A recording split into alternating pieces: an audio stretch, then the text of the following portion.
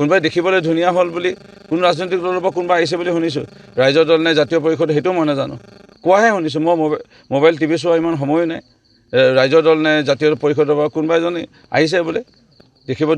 বোলে ধুনীয়া বুলি কৈছে এনেকৈ আহিছে আৰু কিবা প্ৰচাৰ চলাইছে বুলি শুনিছোঁ এতিয়া মানুহে লোকেল চালানীৰ কথা কৈছে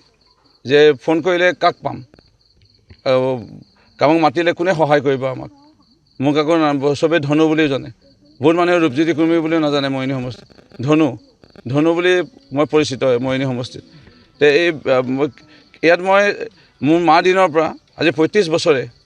মানে 90 চনৰ পৰা কিমান মানুহৰ বিয়া কিমান মানুহৰ হয়তো হস্পিটেলৰ পৰা মানে মৃতদেহ আনিবলৈ মৃত্যুৰ পিছত চাগে সহায় কৰিছোঁ নাৰিকল ৰছী বান্ধি তেতিয়া আছিলে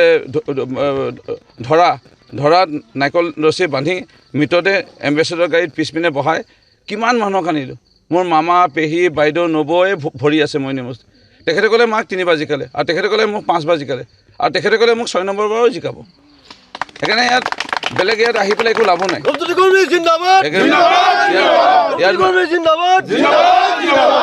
কিমান মানুহৰ মুখত বিপদত পৰীক্ষা বোলে ইণ্টাৰভিউ দিব যাব লাগে টকা নাই গাড়ী ভাড়া দিয়া ট্ৰেইনৰ ভাড়া দিয়া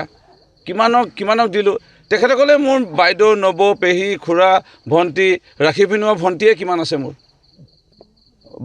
ভাই ফুটা দিয়া বুলি কয় বেংগলী সম্প্ৰদায়ৰ লোকে নেপালী ফুটা কিমান মানে মোৰ ভণ্টি আছে মোৰ কাৰণে কিমানে প্ৰাৰ্থনা কৰে মই শুই নুঠাৰ আগতে মোৰ জেঠাই মামী এনাই নিচা এনেকৈ কত আছে তেওঁলোকে মোৰ কাৰণে প্ৰাৰ্থনা কৰে আৰু তেওঁলোকৰ কাৰণে মই আজি জিকি আছোঁ সেইকাৰণে ইয়াত আৰু কোনোবা আহি কিবা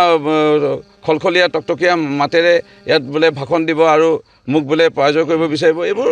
ইয়াত কৰি লাভ নাই মৰিয়নি সমষ্টিত যিকোনো খবৰৰ বাবে যোগাযোগ কৰক আমাৰ এই নম্বৰত 9181 307 2221